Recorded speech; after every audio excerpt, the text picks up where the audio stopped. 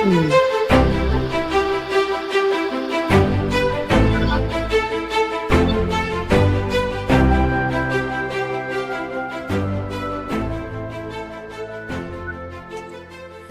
We inspire greatness at track number 9. Stay on the right track and let your light shine. Step by step, reach for what's true. Track number 9, your greatness is waiting for you.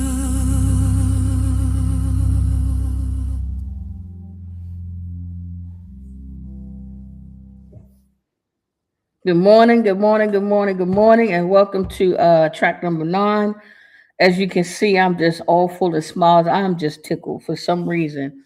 I just woke up this morning just giddy.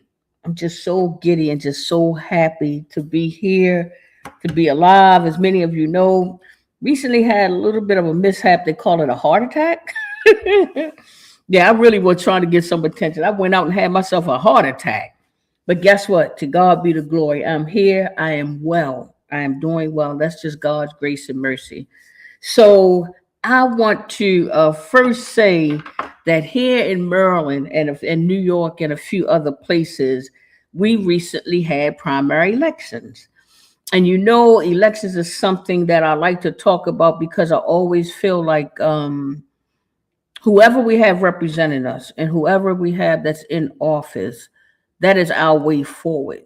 If we want to get on the right track, so to say, as a whole, then we have to have a federal government, a local state government, and a local government that actually works for us.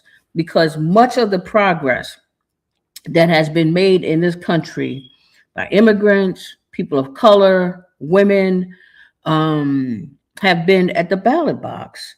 Many of the policies and laws give us the lifestyle that we are now experiencing. You can live where you want to live, you can shop where you want to shop, you can marry who you want to marry. They have these people now. They dress up in these costumes like little rabbits and raccoons.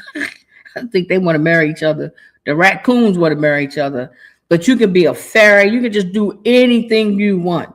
And for some people, that's a trifle bit too much because to have a society where you can just do whatever, it kind of, kind of rub people the wrong way. But nonetheless, we are in the land of the free and the home of the brave. So we do talk about who's running for office here and what that means for us and our children and what that means for us to be able to get on the right track. Because for over 500 years now, the former slave have been trying to get on the right track, have been trying to get to a sense of what the U.S. Constitution says.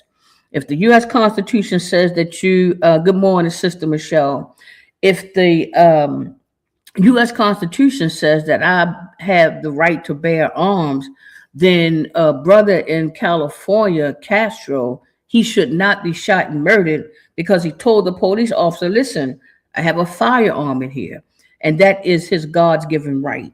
But unfortunately, the right to bear arms doesn't seem to apply to everybody.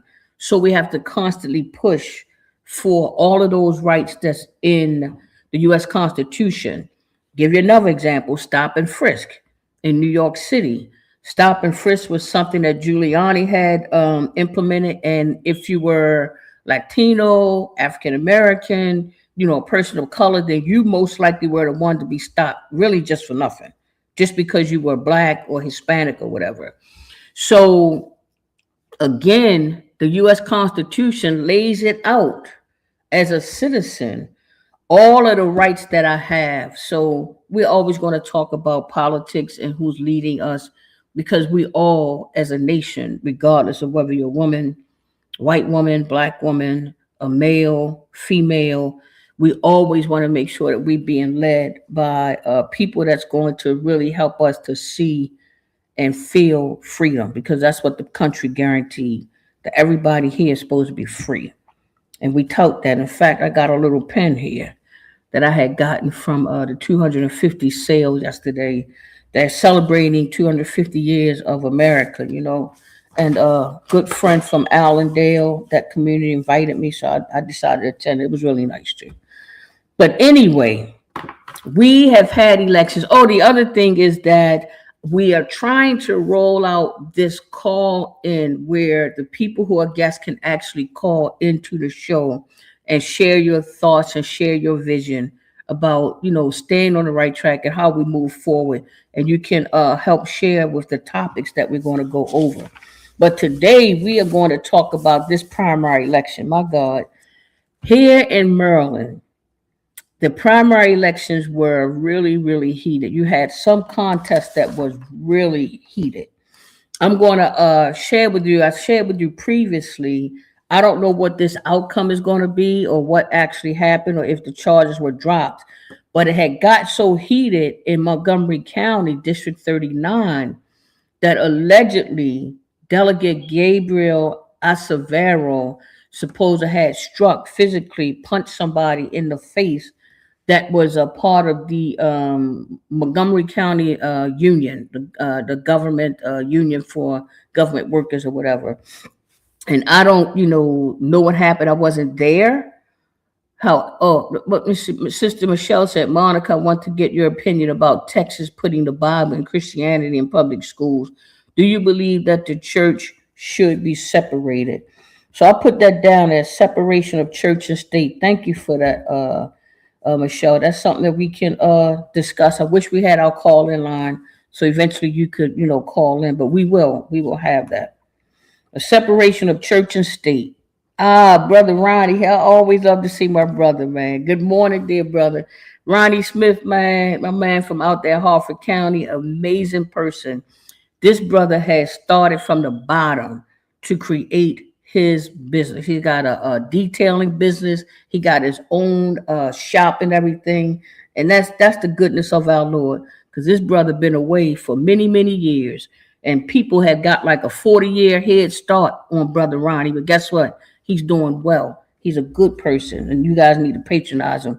Eventually, I might have him on and all of the business owners so that we can, patronize each other. But I was saying here in Maryland, the race had got so heated that allegedly there was a fight in District 39. Now, here's the deal, and I got to always keep it real, always got to be 100 with you guys.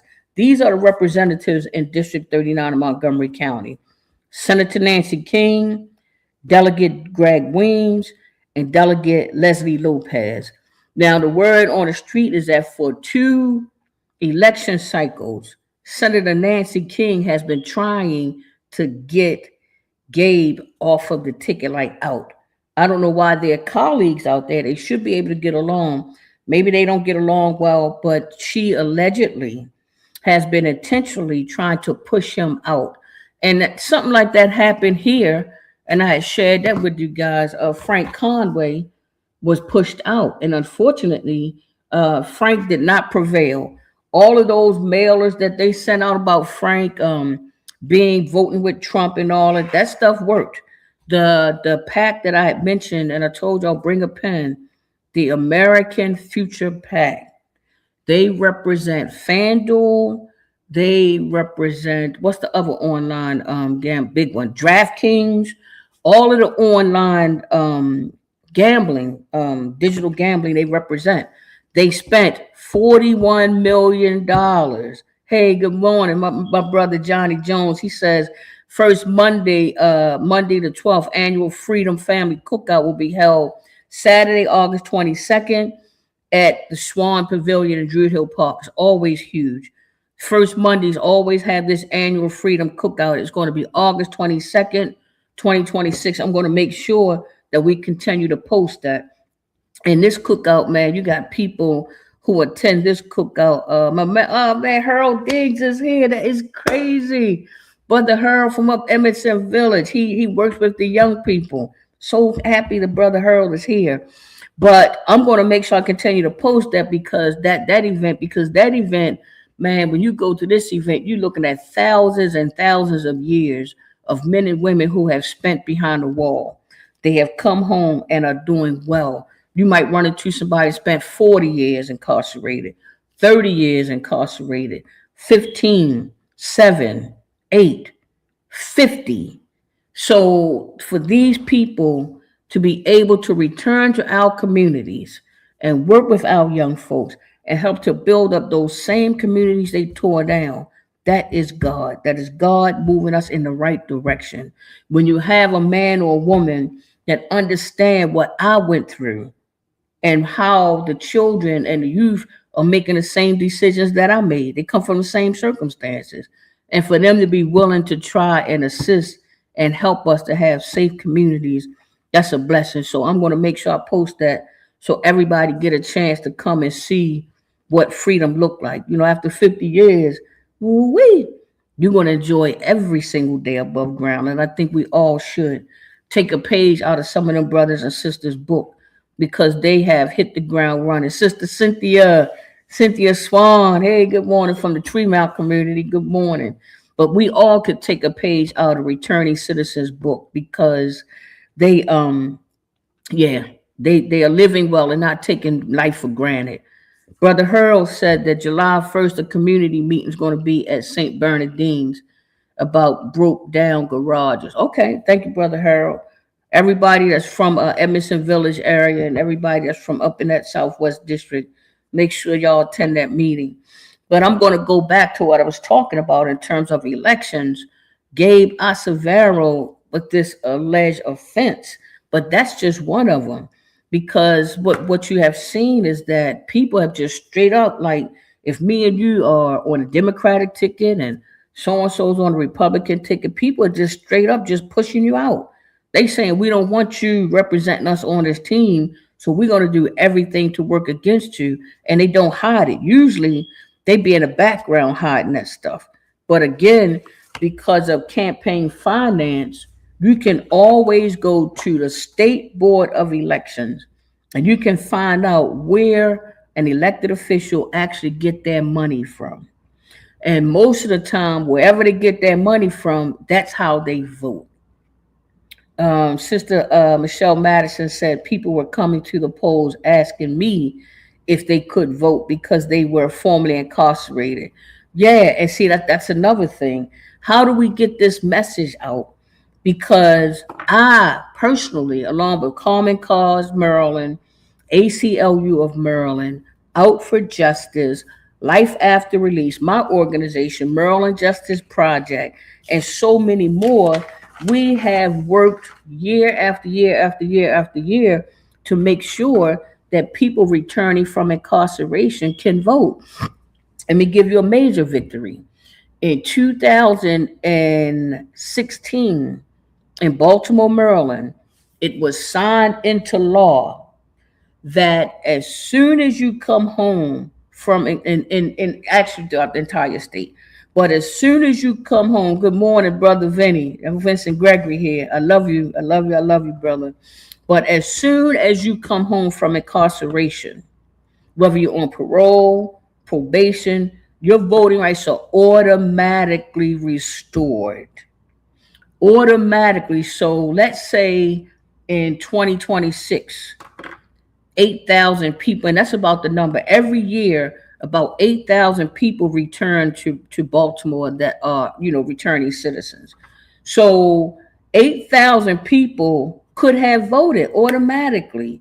When you think about the numbers, and I did take time out to actually research the numbers, and I'm gonna give you some of the legislation that we had worked on. The first thing I want to do is talk about the low voter turnout. I'm gonna give you the numbers. This is what and it's as accurate as I could possibly be. In the Maryland 2026 primary turnout, you had 503,068 Democratic votes, plus 191,794 Republican votes, equaling 694,862 votes statewide. Maryland had about 4.6 million registered voters, so statewide primary participation was roughly 15%. It wasn't even out of 4.6 million. It wasn't even 1 million people that voted. Not even 1 million people voted. Not even 1 million people voted. That's why I say shit. We could put Mickey Mouse in office if we wanted to. You got to seize that power. Imagine if people had really shown up to vote. Like I talk about Miss Hattie that lived on the 900 block of Calhoun Street, right across from 909. We could have voted her in. And Miss Hattie, she passed away now, but she was a good woman, and really wanted the best for us and our children. But think about that: 4.6 million people here in this state, and not even 1 million of them voted. They didn't even get past 700,000 that voted. In the Baltimore City 2026 primary turnout, Baltimore City had 406,947 eligible active voters as of June 18, 2026. 57,740 Democratic votes went in, plus 2,247 Republican votes, equaling 59,987 votes, or roughly 14.7 15%. Again, you have damn near, you got over 400,000 people and less than 60,000 people voting. And if any of y'all are listening and you did not vote, please put it in the chat. I'm not gonna punch you in the eye when I see you. Nah, I might. Nah, I ain't gonna punch you in the eye. I don't want no trouble. I just had a heart attack. Shit, I'm relaxing. I'm enjoying everything that God has for me. But if you did not vote, please put in the chat why. Okay, you need to speak at the cookout on us getting a voting poll with all the Justice Pact. I agree. Brother Johnny Jones says that, I'm going to be at that cookout and I'm going to be talking about it because I have shared with people that right now we have hundreds and hundreds of thousands. Hey, Sister Charlene, she says she did not vote. Why? Just put in the chat why you did not vote. I'm interested. I'm not gonna trash you. She says, because I see no change in government. Okay, all right, I'm gonna put that down. I'm gonna put that down. I'm gonna put that there's no change in government.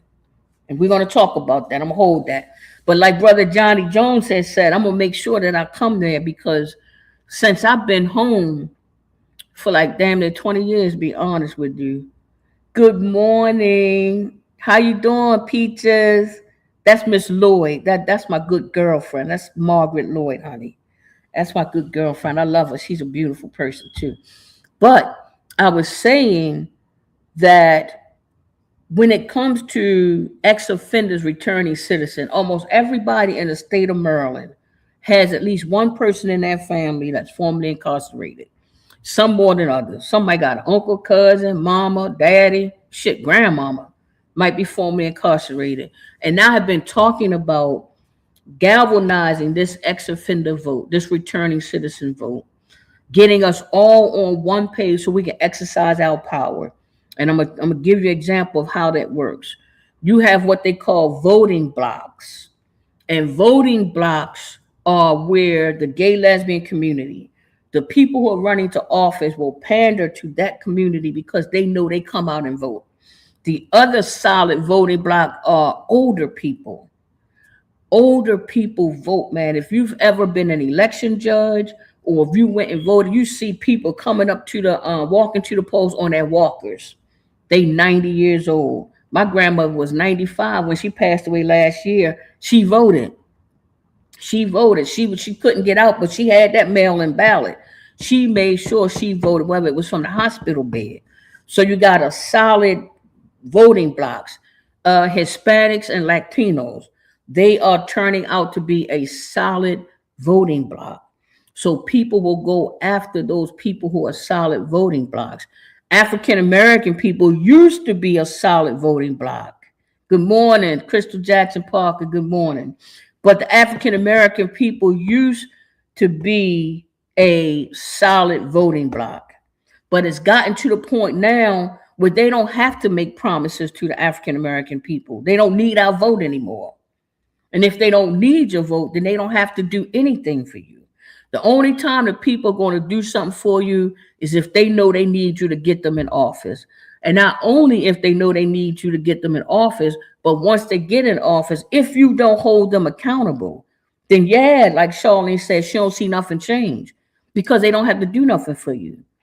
Because when they go to Annapolis for 90 days in Annapolis, Maryland, it generally starts in January and it ends in April. They have a 90-day session and they hear about 2,000, sometimes damn near 3,000 bills in that small amount of time. But their phone don't ring from some, oh, my cousin Marquez is here.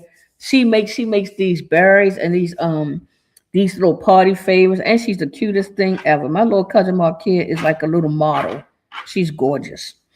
But they know that they don't have to do anything for your vote. So when you go out there and vote, you don't go to Annapolis and see them people in their office. You do not call them and say, hey, you promised that we would have two new schools in our community. My best friend from Job Corps, Michelle Johnson, is here. But they don't come to see you because you don't follow up. It's not just about voting. It's about making sure they do what they supposed to do. We watch this stuff play out on TV all the time. There are books that have been removed, books that have been read for damn near a century that are no longer being read.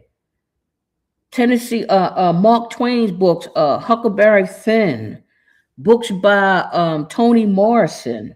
I mean, just books that's been read, really good books. They are no longer available in schools. And you know why?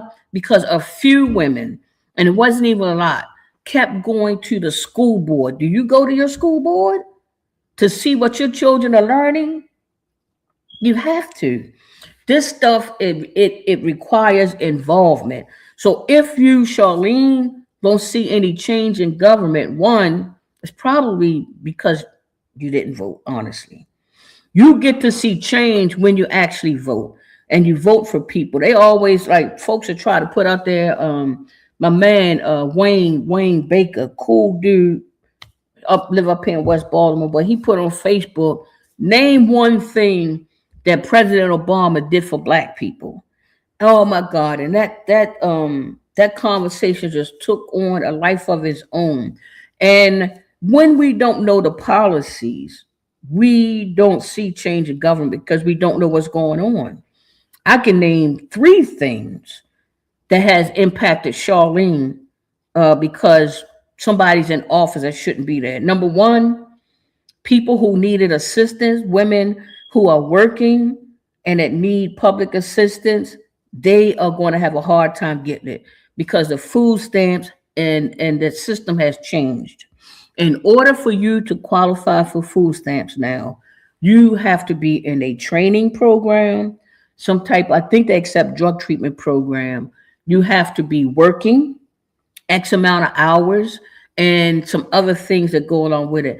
That impact women who may be working at Burger King and don't have a whole lot, not making a whole lot of money, but she has children. She don't have that good job, so she needs that assistance. I benefited from it. I had a Section 8 voucher when I first came home. Now I'm a homeowner. And I had gotten into such a bad financial way because I was making $10 an hour. Hey, Kylie Thomas is here. But I was making $10 an hour working at Baltimore City Recreation Parks at the pools. And in the wintertime, they have three pools. They have Chick Webb, they have the one at Cherry Hill on Giles Road, and they have one up in the Park Heights area on, I think it's called Oakford, whatever that street is. And because it's an indoor pool, you didn't get that many hours. I brought home $623 every 2 weeks. 600, and my man Clarence here, hey Clarence, but I brought home $600 every 2 weeks. I brought home $1,200 a month. And I had to give the gas electric people half the money because I had to keep them up my tail. So if you don't pay them nothing, you messed up. But if you give them a little something, you can buy yourself some time. But I had such a hard time until Michelle Kelly at Alternative Directions called me. And at the time, I always like to thank this brother, man. He saved my life. His name is Renard Brooks. He was working in the mayor's office. He was working had some connection to housing. They had Section 8 vouchers. And because it's always been historically hard for people with criminal backgrounds to be able to get a voucher, he decided that, hey, let's give these vouchers to healthcare for the homeless. Let's give these vouchers to alternative directions, to Project Place, to people we know that's working with returning citizens. Give them a chance. And that was my chance to finally be free of the stress and the worry. How am I going to pay my bills? I've always worked and I've needed those benefits, those food stamps and that Section 8. I needed it. But guess what? I am a homeowner. And now that I'm paying all these taxes, I want my damn taxes lowered. I might vote Republican for that. But I do want lower taxes. But I say all that to say that everybody's not trying to get over on the system. Some people do, but everybody's not trying to get over on the system. But that, Charlene, is one way that you are impacted by who's in office. Prescription drug prices. Your mother, cousin, auntie, you might be on diabetic medication. And the diabetic medication, without having a cap on it, it might be $700. But because the previous government had put in place to put a cap on prescription drugs, we are now able to go into those places and pay those lower costs, especially if we don't have health insurance. But now they're trying to kick everybody off of it. Your Obamacare is being threatened. People was able to walk into the emergency room and get themselves seen. I don't understand how. Well, I do understand. I understand. Oh, Janae is here. Good morning. I'm so good to see you. Congratulations to Mark Conway, Councilman Conway. He ran a really great race. I'm super proud of him. So what again happens is that we don't understand politics, and this stuff is affecting us every day. Every day. I'm gonna give you another example of something that I saw that was absolutely beautiful.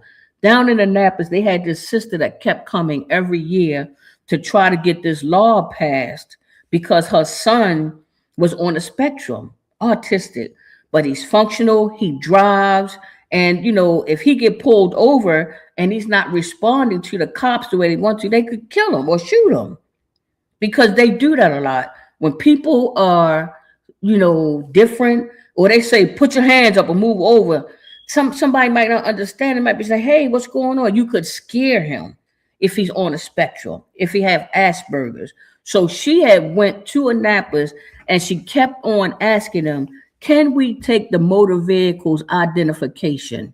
And can you put a symbol on it that says, I am autistic, or something that identifies that this person might respond to your commands or respond to you a little different.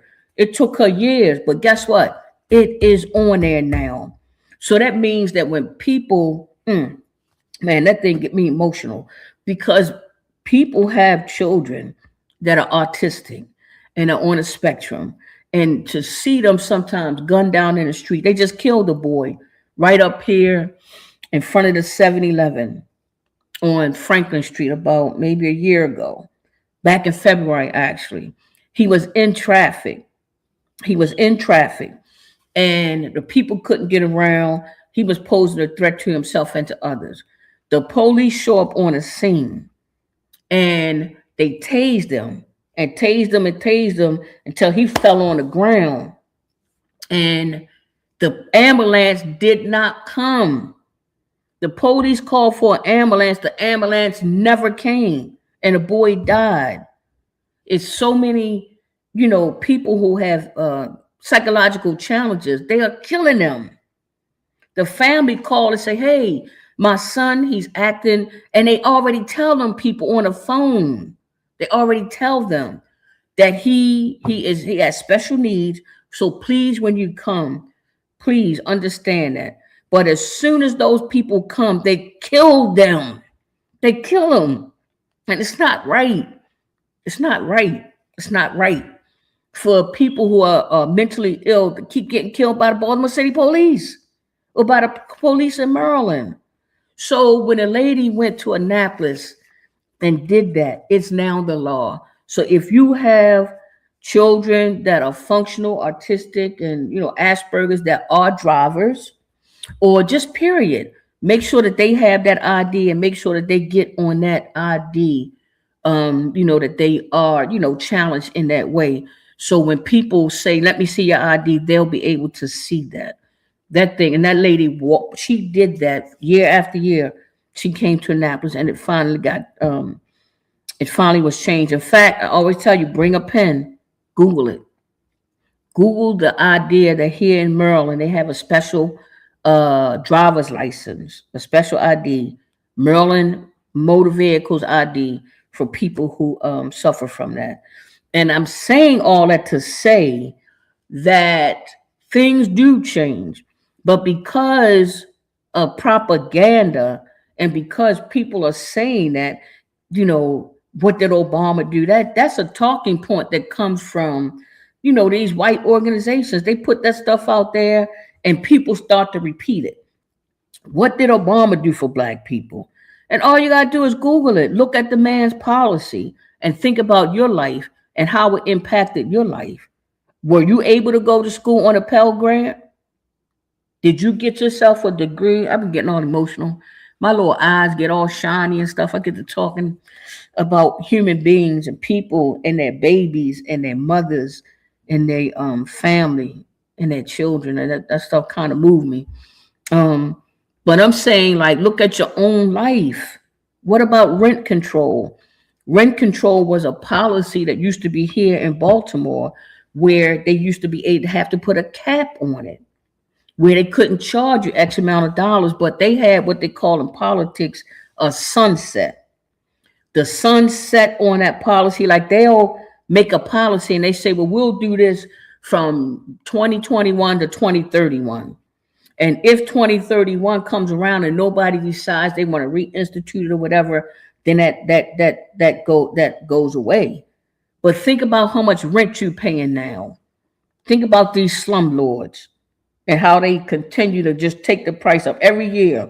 Your rent went up $20, $30, $100, and now you're paying 15, 16, $1,800 for a damn shack. Imagine if they had rent control. Imagine if you voted for somebody that would have BG&E reel in some of those prices. They constantly digging in the streets here in Baltimore, and they justify those rate hikes. They keep taking a hike, taking it up, taking it up, taking it up. And because we're not involved, we don't understand that in Annapolis, they have committees. They have the Judiciary Committee. They have Judicial Proceedings Committee. They have an Economics and Health Committee. And they have a committee that is in charge of regulations. They have a committee that is in charge of overseeing Baltimore Gas and Electric. And when you move a little further out, they're in charge of Pepco. Do you know who they are? Did you vote for them? Because they could. Oh man, oh my God. It's called Eric's ID.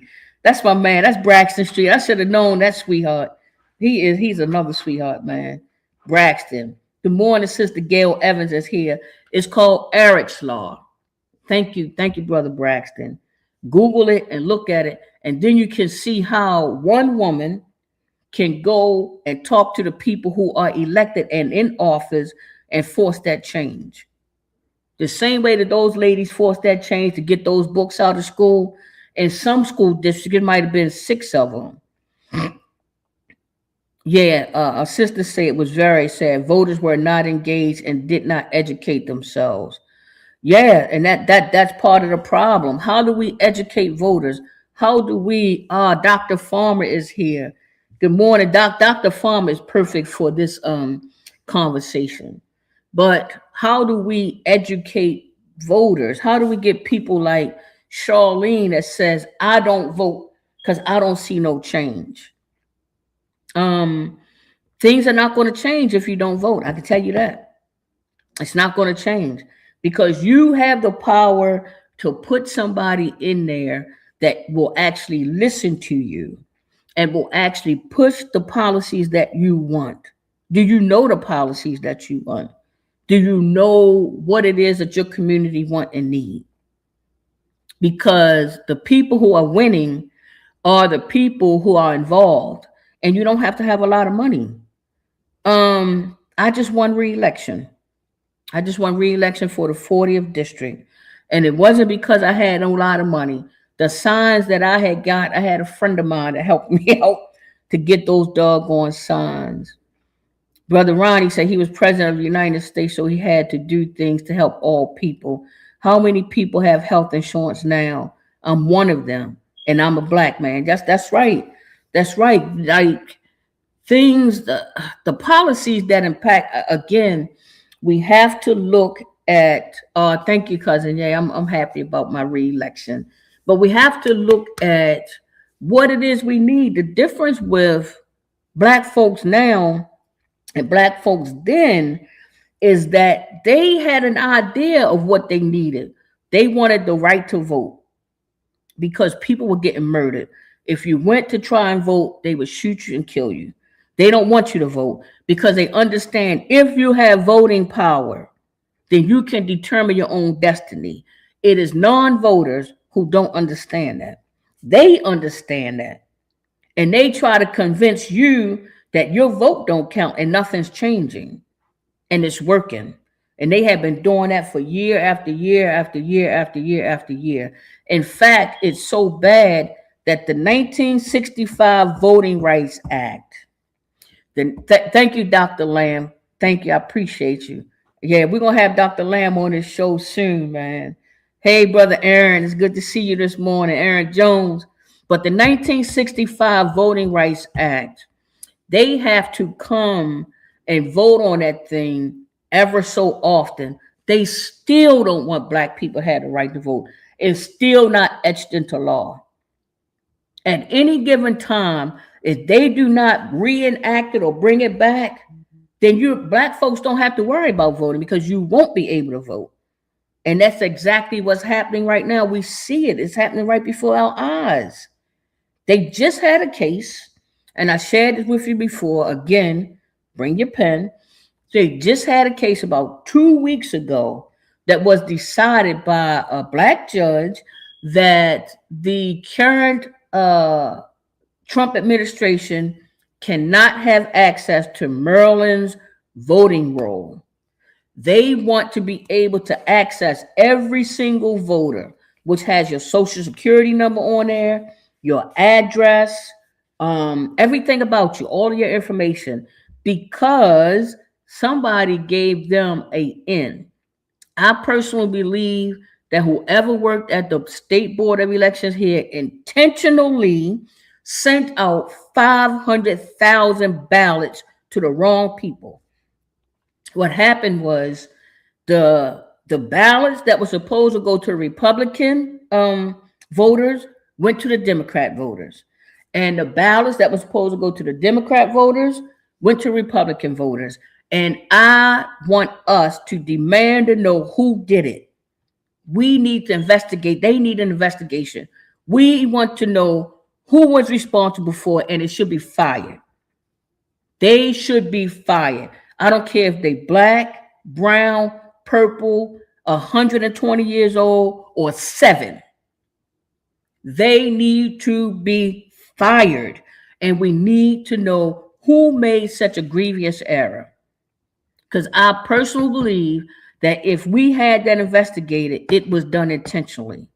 So now the Department of Justice has this thing where they say, well, we are going to go into Maryland because something is wrong. They're trying to rig the elections.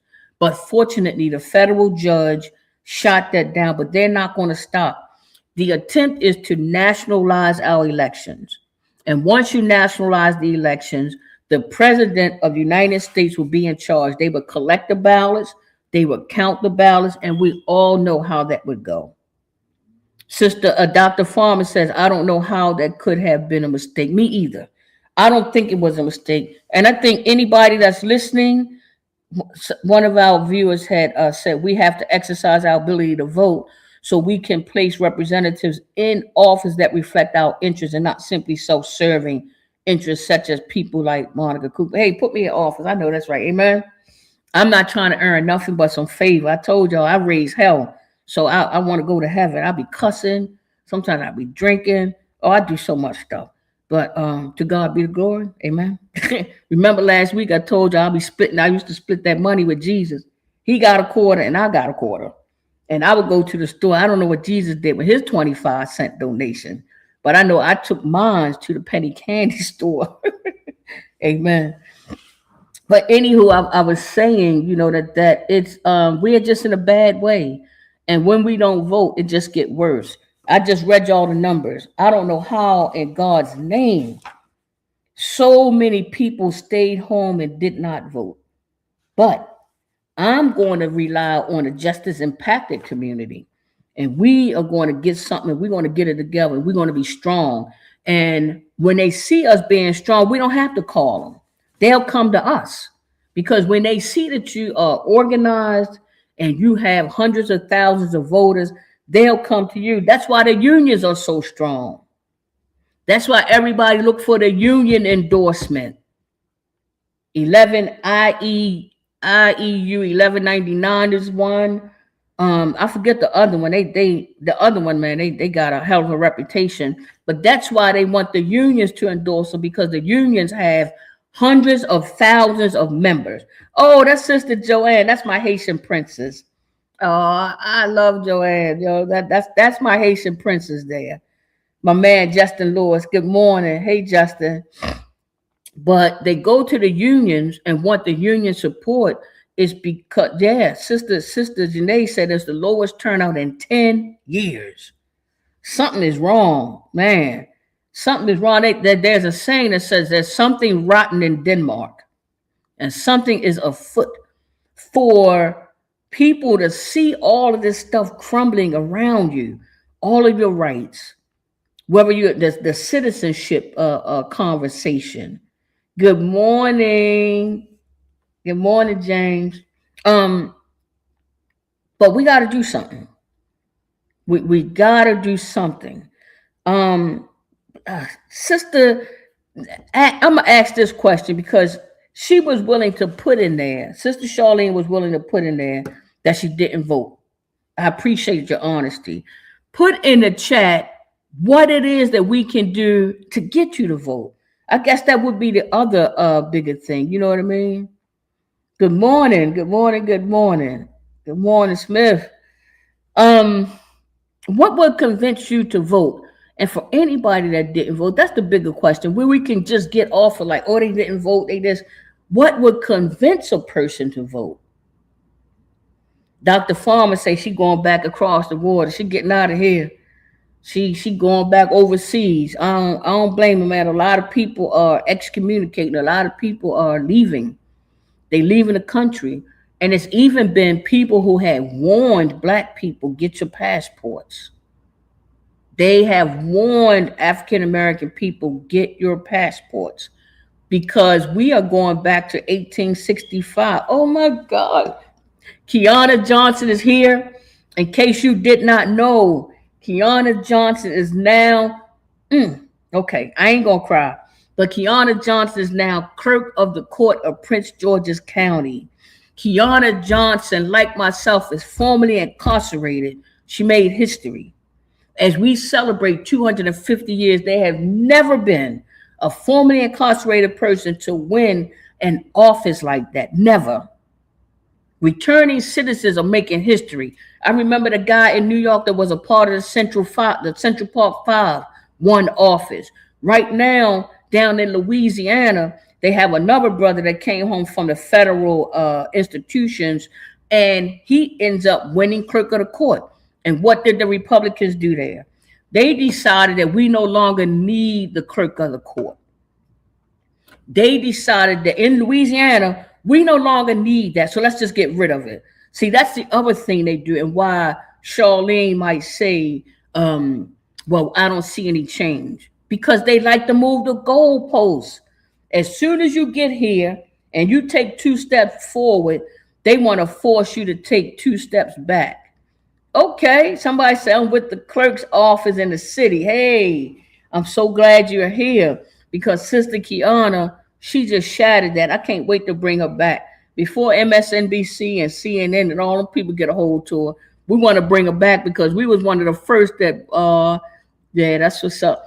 We want to bring her back because we was one of the first that say, hey, people need to hear from her. This little old track number 9, we brought her on here first. She made history throughout this entire nation.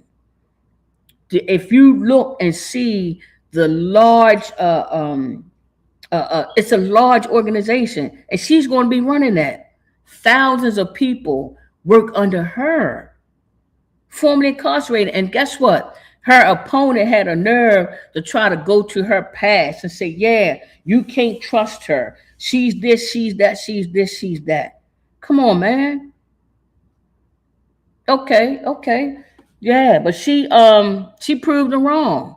And just like myself, you never know. I might decide to run for a higher office. I'll put some better clothes on.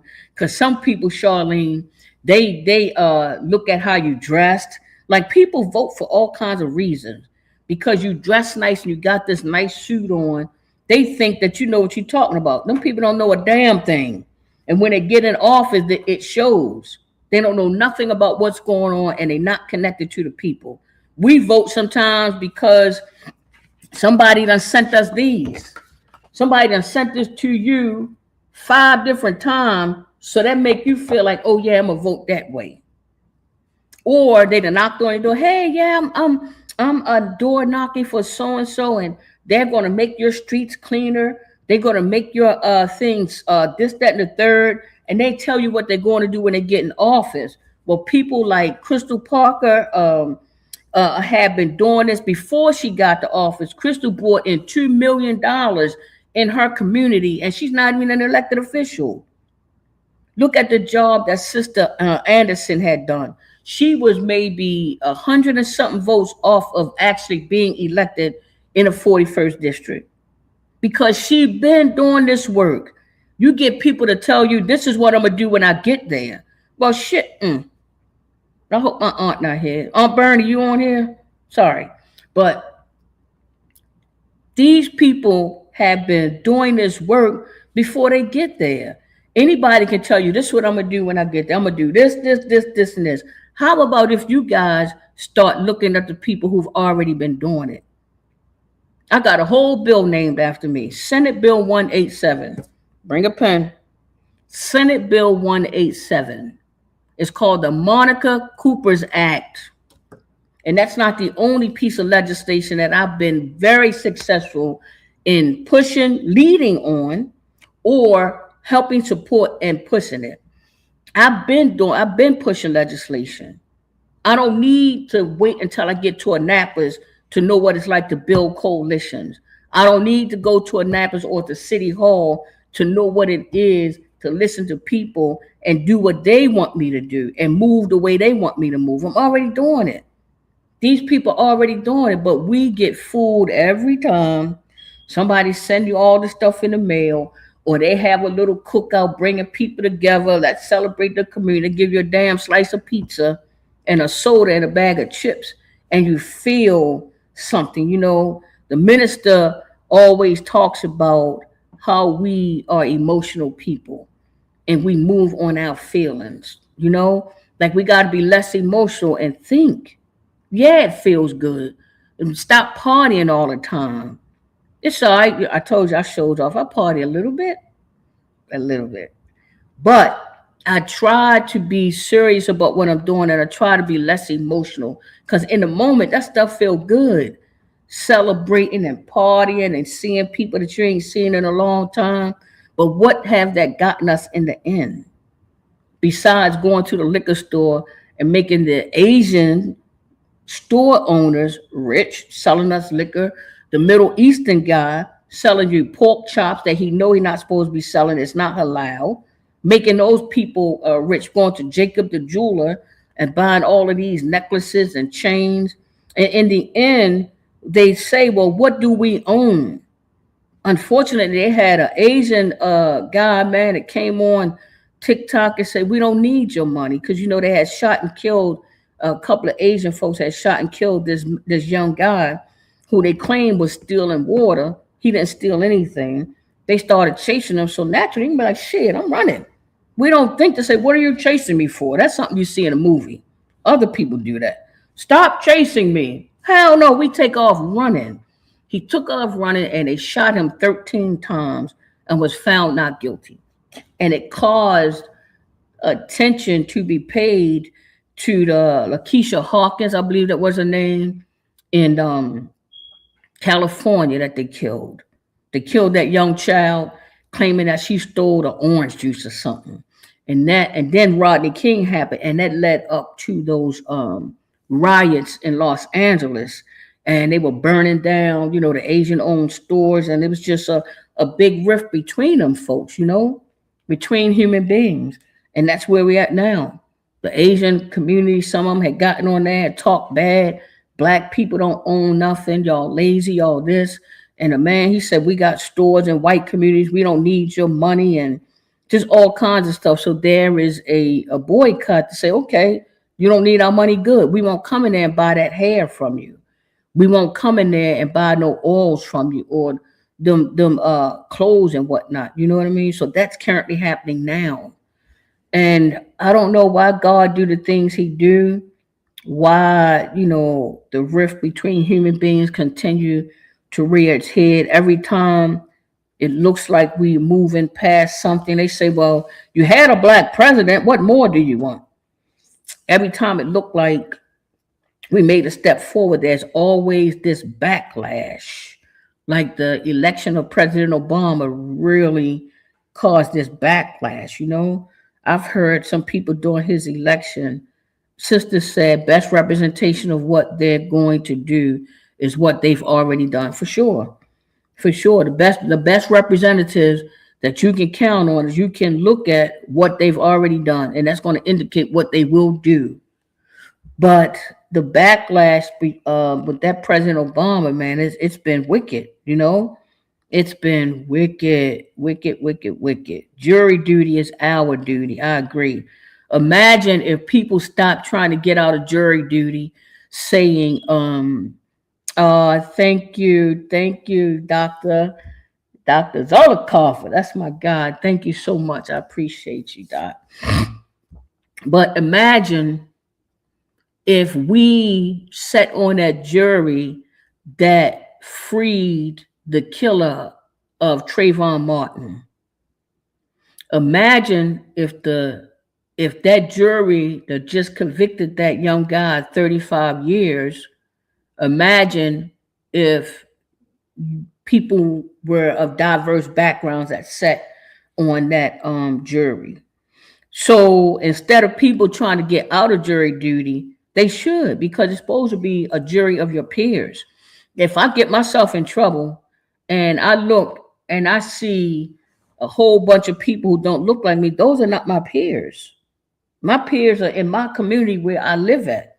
These are the people who should be able to render a fair decision. And I think we can. I think we gotta, do the right thing, and it don't matter. If the person is guilty, their ass is guilty. But give them a fair shake. It's called due process. Another thing that's supposed to be protected in the Constitution. But as we wind down, and I'm so glad you guys are here, and I can't wait to get this call-in feature. But as you all know, I could talk to you for 5 more hours. You'd be like, damn, Monica, I got to go. Because I was talking. Because I love y'all. I love y'all. And I know that these words are like in the Bible. That they're words, like the word was with God. And the word became God. So when you put something out there in the universe, it travels and it manifests. So that's why they say you be mindful of what you say. So everything that I say for this 1 hour is always going to be something that I'm praying that will get us on the right track or keep us on the right track. So in the beginning was the word, and the word was with God, and the word became God and dwelled among men. We can run with that. Think about that. But anywho, you do have to be on juries. You have to be on juries so that you can see the justice that you know supposed to be there. And yes, I believe any and all people have the potential to render a fair verdict. But you should be present. Um, but this is where we are. This is where we are. We got some work to do, especially when it comes to getting people like Charlene out to the polls. Charlene, I haven't heard. I don't know if you're still here, but if you are, drop it in the chat. What is it that we can do to get you to vote? Do you want to be able to see a person on the ballot that you know? Because a lot of people know me. They be like, yeah, I know Monica from Sandtown. Me and her was fighting over some noun ladies before. So people know me. And maybe that's the other reason why I get reelected, because not only do they know me, they know the work that I do. And the reason they know me is because I'm always in them streets trying to help somebody. I'm always out there. I'm always somewhere. I will have a protest sign. I will be out there feeding people. I'll try to get people socks. And man, that's what I do. And that's what we should do. But bringing it back to that vote, y'all gonna mess around and returning citizens are going to get locked in. And we're going to have that voting block. And we're going to show the world, what voting power looks like. Charlene, we don't have voting power because people don't vote. When you have voting power, elected officials come to your community. They go to Roland Park. They go down here in Baltimore. They go down here to Federal Hill. They attend those community association meetings. And when them people call their office, they meet with them. Because on one block, if it's Pratt Street down at South Pratt Street or South Light Street, on one block, you might have 50 houses on one side, 50 houses on the other side. And guess what? All of them are going to get somebody knock on their door because all 50 of those households vote. They have this thing called a van. And the van is a list of people who actually voted. And if nobody knocks on your door, you say, ain't nobody come and knock on my door. It's probably because you didn't vote. But if you vote, you're on that van list. And if you're what they call a super voter, that means that you vote in every election. In every election, they will come knocking on your door, but they're not knocking on your door, Charlene, because you don't vote. And they don't care about none of your issues. So yeah, it's not changing for you because you don't vote. Over in Holland Park or in any of those communities, Poplar Grove, nobody's knocking on people's door because Charlene, you don't vote. So why would they come and see you? You can't determine their fate. They are only coming to see people who can determine whether or not they get elected. So I am going to continue to do what I do to convince people to vote. And I'm going to galvanize the returning citizen community. And I'm going to show you that gay lesbian community is a voting block. The Hispanic community is a voting block. Older people are a voting block. And you can best believe returning citizens will be a voting block. As long as I'm living, I'm going to continue to work on it. But in these last 2 minutes, I'm going to give you some bills that we worked on.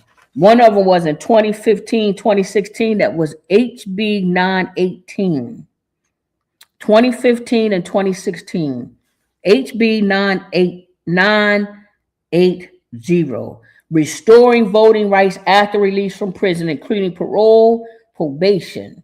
It was vetoed in 2015, but it was overridden in 2016. So if you know anybody that say they can't vote, tell them stop bullshit. Tell them stop jiving, because they can. We passed the vote. We passed that. Me and a whole bunch of other people. So it's the law. So yeah, you can vote, whether you got a background or not. This one right here was one that I was really proud of. This was Value My Vote Act in 2021.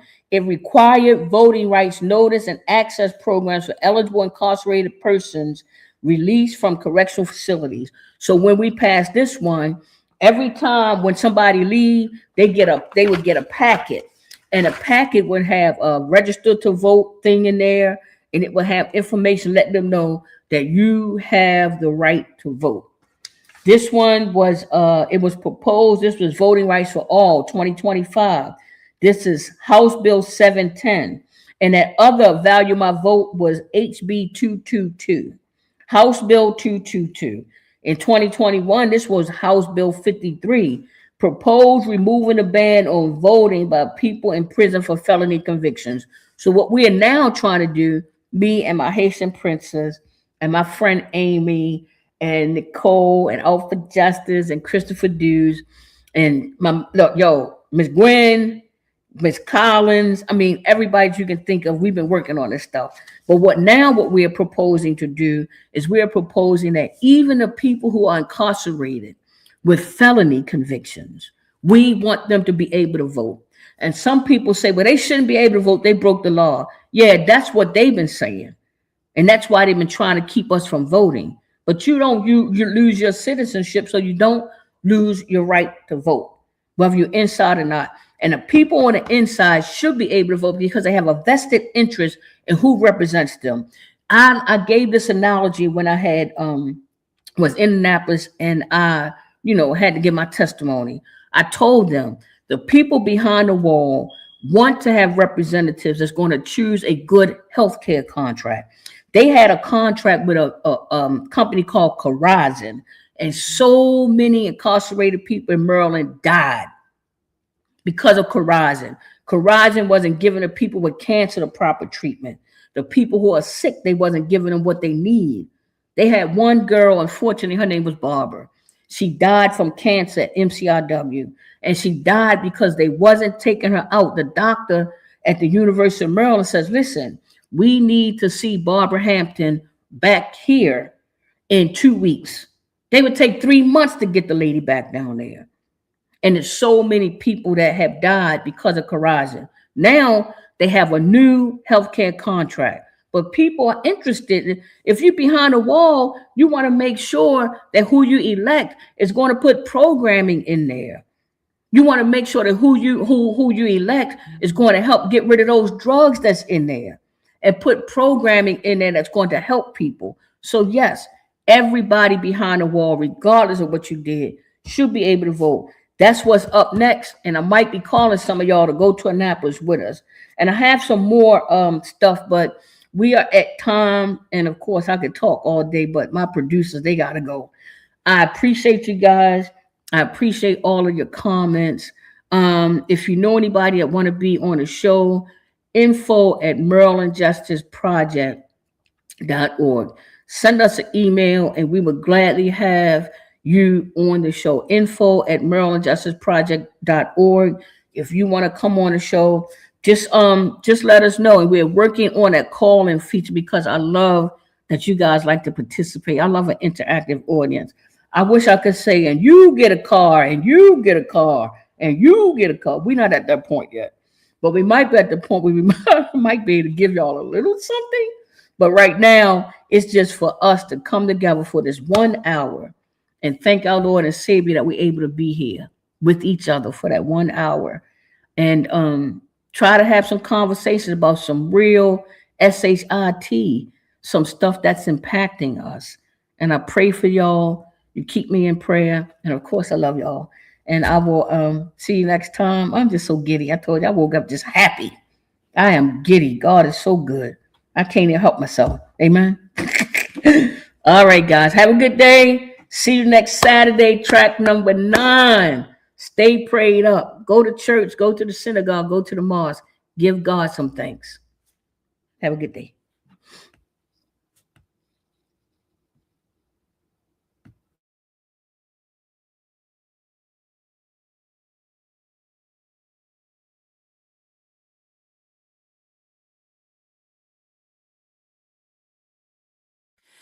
We inspire greatness at track number 9. Stay on the right track and let your light shine. Step by step, reach for what's true. Track number 9, your greatness is waiting for you.